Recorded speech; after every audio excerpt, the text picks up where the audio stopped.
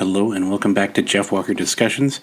Today we're going to be talking about this whole incident going on with Chat GPT. Now, if you don't know what that is, it's it's not a software writing.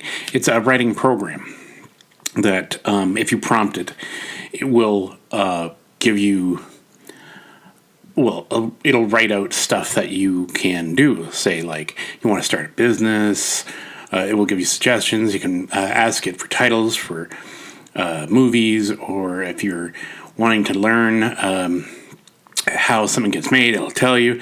It's like this AI that takes things that are on the internet already and translates it into its own writing, into its own aspect of what it thinks it is.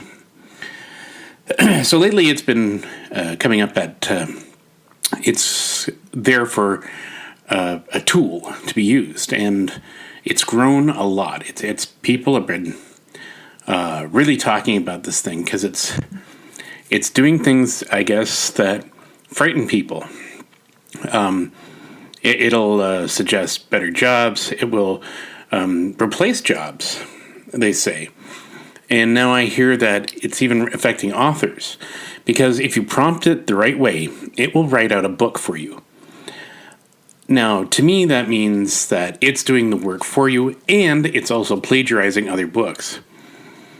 Because the AI doesn't have its own memory, it doesn't have its own perspective, it doesn't have a mind of its own. All it can do is scan other things and translate it as best it can. So when you prompt it to write a novel, it will write a novel, and it will look and sound like a good novel.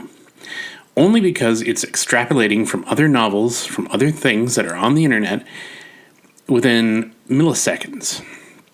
It's doing all this in thought process and rearranging things, and it's what the AI does. It tries to rearrange things to make it more interesting. Now, how is this different from, say, a writer trying to write a novel that's above another book? You know, like, there's so many books on science fiction and on other fiction works that it's hard to come up with something original. So, as humans, we try to do that too.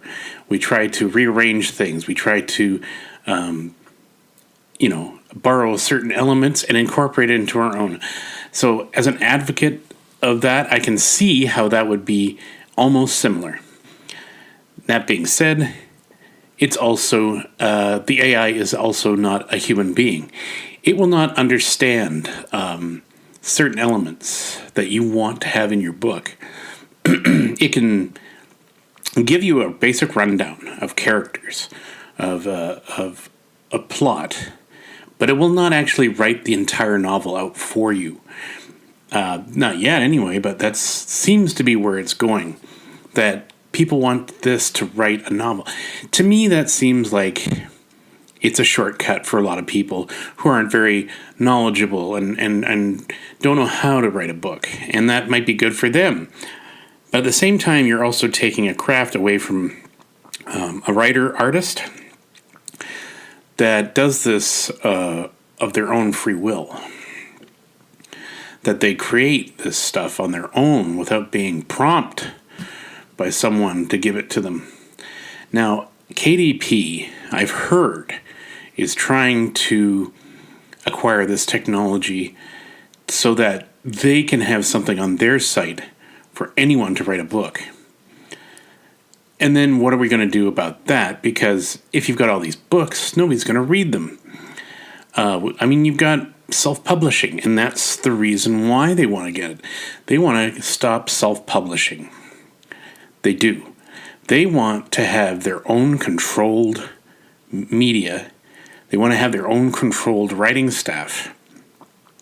They want to eliminate independence and just have, like, company-owned company writers, which is the corporate thing. Every corporate identity does this within their own companies. They try to create a brand for themselves and keep them from having to pay anyone extra for an idea that was not their own.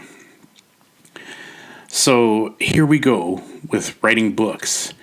You're going to see companies start to pop up that are cranking out books left, right, and center. It may not be like fantasy or science fiction. It could be just travel books, the usual stuff you'd see that most people take for granted. And some people spend their entire lives researching. But I mean, if it's on the internet already, the research is out there, and the computer knows how to access it.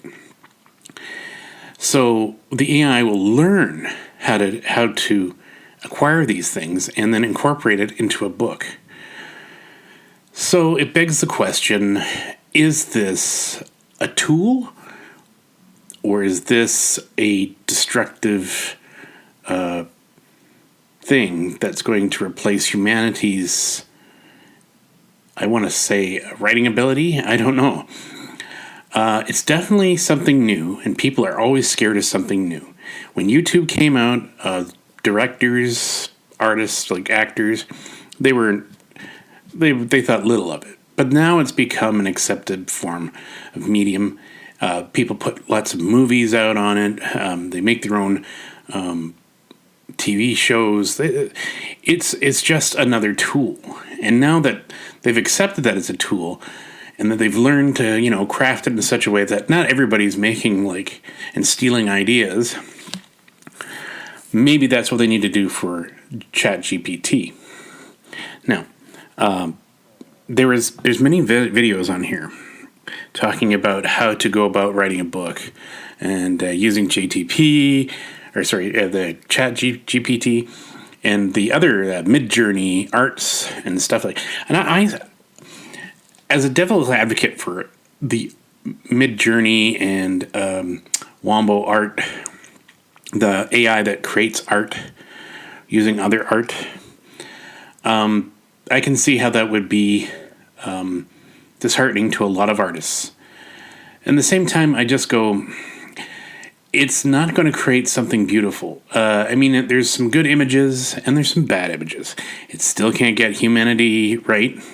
It still cannot get their eyes aligned. It still can't get certain things done. But if the artist could take that image that it created and work it and mold it into something that they can do with, I think that's just another tool.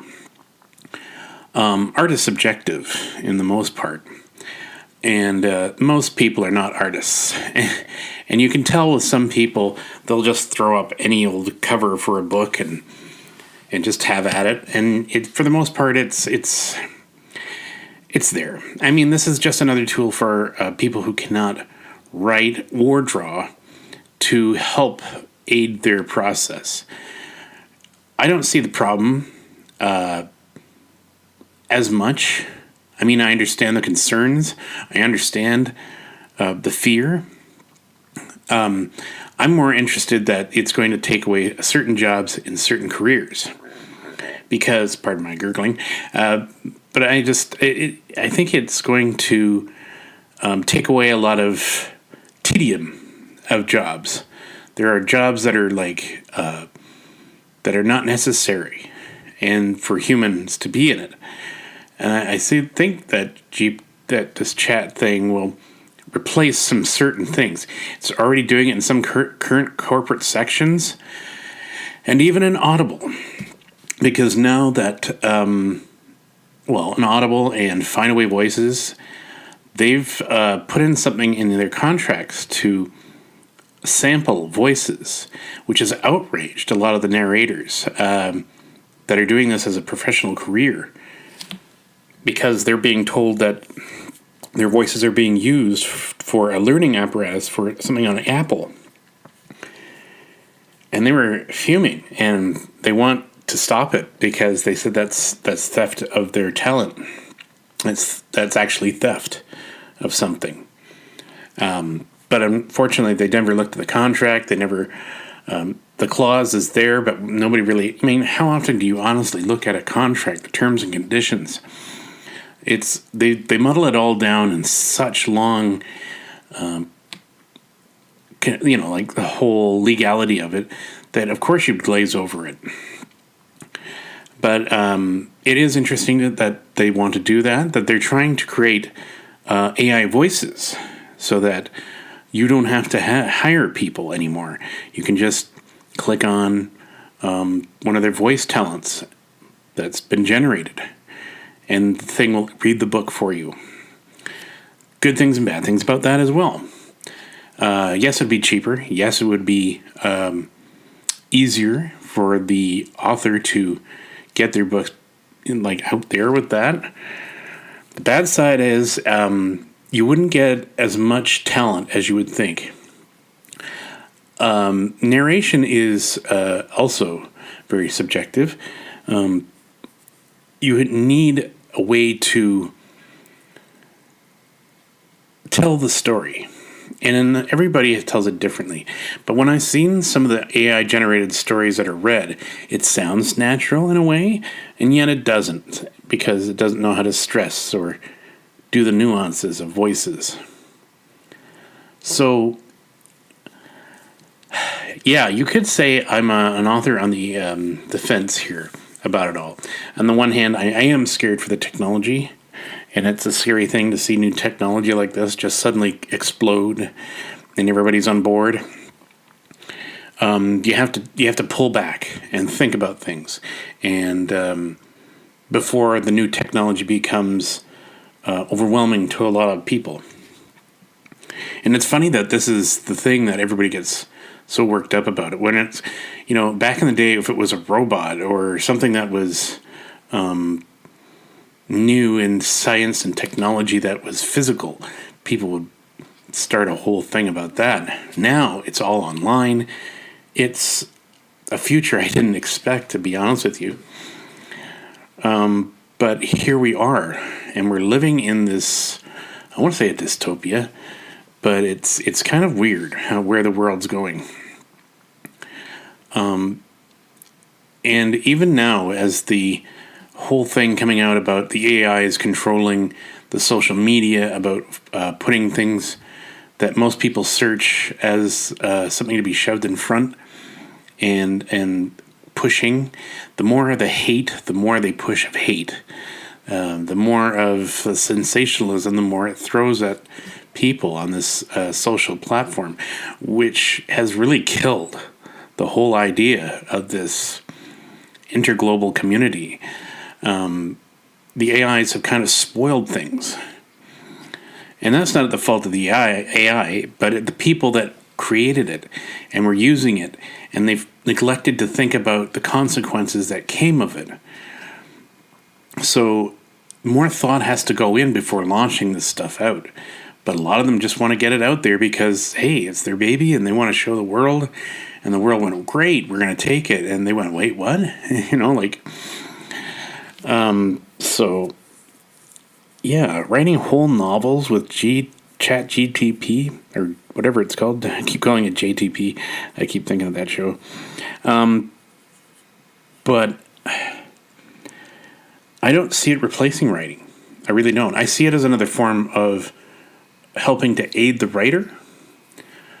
But I can see how people would think that an entire novel could be written by an AI and then the person just slaps their name to it. That may be the case, but it could also be the case that eventually Amazon won't need writers because they have their own AI writer. And eventually they'll start cranking out books with this AI writer that they could put multiple names to. And it could be in different forms of writing. And you won't know what's real and what's not. And that's the world that we're living in now. You don't know what's real and what's not. Video can be manipulated. Voices can now be manipulated. Anything can be manipulated now. And I think it's going to come to head at some point where this is going to ultimately make us go, stop. And we're just not going to be interested in technology anymore. And we may revert. We may actually pull the plug and everything and just let go of it. I could see that being the case, to be honest with you. because technology, for all the goods, it has many evils as well, and many ambiguous lines in between. So my feeling on this is that, yes, you could use that as a tool, as a means to help perfect your writing, as a means to use it for certain things. It doesn't always have to be a bad thing. It can also be a helpful tool. But you've got to remember that it's a tool. It's a means of using it for specific reasons. If it's all good intentions to create something to help. But when it starts to take over, that's a different matter altogether. Would you want your car to start writing books? Would you want your computer to let you know that, it doesn't like what you're doing, writing and stuff like that, and tells you to not do it anymore? To be honest, it's the technology is it needs to be governed a little bit better. People are way too easy to throw money at it, and I think greed will ultimately destroy whatever this was trying to be. I like the idea that it helps a writer, because I have used it. I did use Chat GTP, not to write a story. Even though I asked it to write a story, it came up with some ridiculous story I could never, in my wildest dreams, think of, and I just sat there and went, I'd never make that book. But I did ask it to write certain things. Like I wanted to, I have one called a quantum magnetic drive. I simply asked, what would it take to create this? Or I prompted a certain way, and I asked it to go into detail of how the quantum magnetic drive actually works. And I want it to actually work, and I want it to explain how the function works. Now, I did this before, or actually I did this after I wrote the book of the Massive Planet, because I explained in my book of what the quantum magnetic drive does. But I wanted to see what the Chat GPT would give me. And the explanation it gave was pretty much the same as mine, a little bit more technical, which is, a plus for me, because I thought, I could go over a little bit more technicality in it. I'm not a rocket scientist, so I couldn't give you the nuances of certain things, but this did. This helped to validitize, if that's a word, and to make it sound as if it was achievable. And that to me was a good tool. That was, I'll take that. And I just didn't take it for verbatim. I also kind of tweaked it out a bit so that it sounded more like me. It didn't sound like I just grabbed this off of the internet, which sometimes when I read some of the things it does, it sounds like that. So it can be a useful tool. It can be a means for a writer to do better. Writing an entire book, I wouldn't trust that thing to write an entire book. Mainly because it's replacing a human thought, a human creativeness. And that's the thing.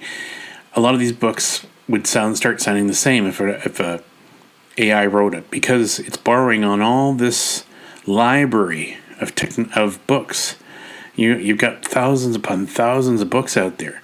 It will draw in most of them because it has it on file, or it can extract certain information from it within an instant. So while it's achievable that way, I think it's going to actually hinder itself once people start to block the rights of this computer to get certain things. And I've seen it in the artistic community. They're already trying to put up a blocker to stop the AI from stealing their stuff. It'll put up this thing and say, no, you cannot borrow this for your. And the more that this gets happening, you'll see more of the books and artwork becoming less and less. And I think that's true. I think that's true. I think it needs a bit of control. And it does. It really does. I mean, this is good for certain things and bad for other things. So, in the end, I would say that it's a helpful tool, but it's something we've got to watch out for. Because once the lines start blurring and you don't know what to trust anymore, you're going to see a lot of societal breakdown. Because society needs to believe in something that's real and not on screen.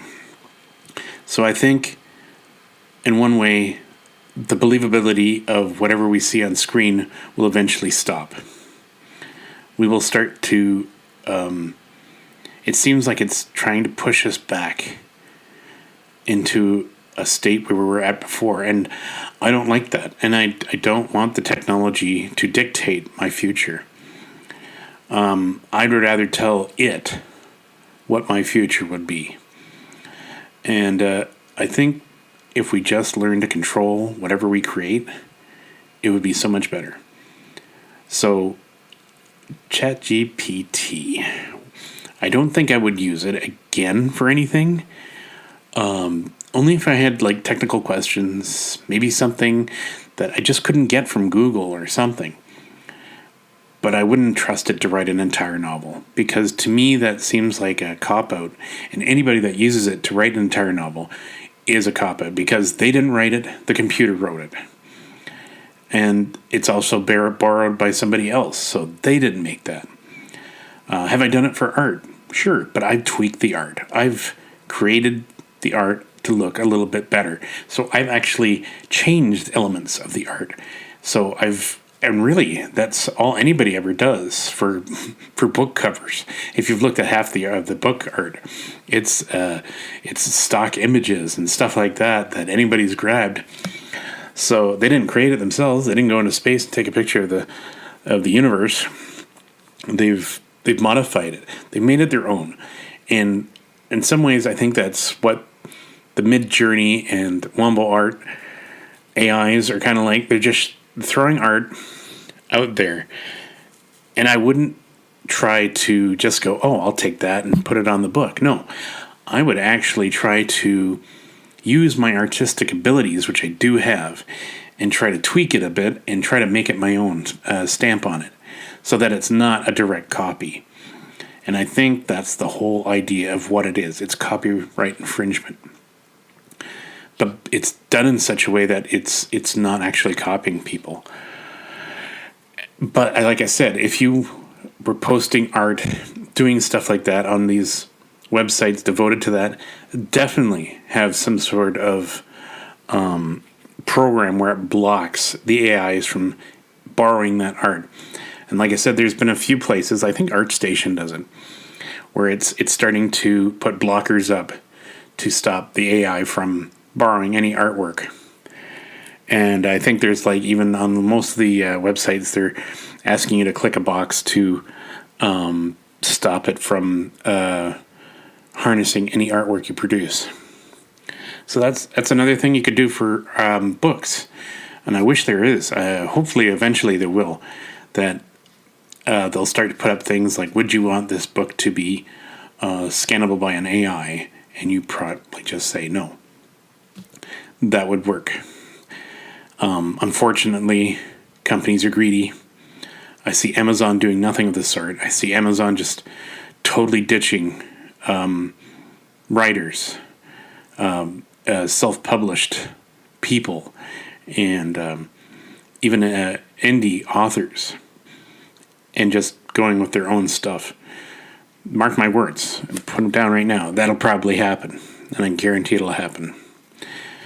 So you keep an eye on that. And for now, I would just say that was my thought of the day of the Chat GPT as an author. I don't want to see it happen, but it's the future. It's here, and the most we could ever do is try to control what we send out. And that should be our goal always. Yes, it's new. Yes, it's good. But control it. Without control, then we're doomed. Thank you very much for listening for now, and I will talk to you again later. Thank you so much. This has been a Jeff Walker's Books discussion. If you like this program, please subscribe. And if you want to read more of his books, The Long Lost War, The Massive Planet, The Mysterious World of Professor Dark and Miss Shadow, please visit his website at jeffwalkerbooks.weebly.com. Please, if you feel the need to review one of his books, he would be ever so grateful that you would. You may go and visit it on Amazon or anywhere else where books are now available.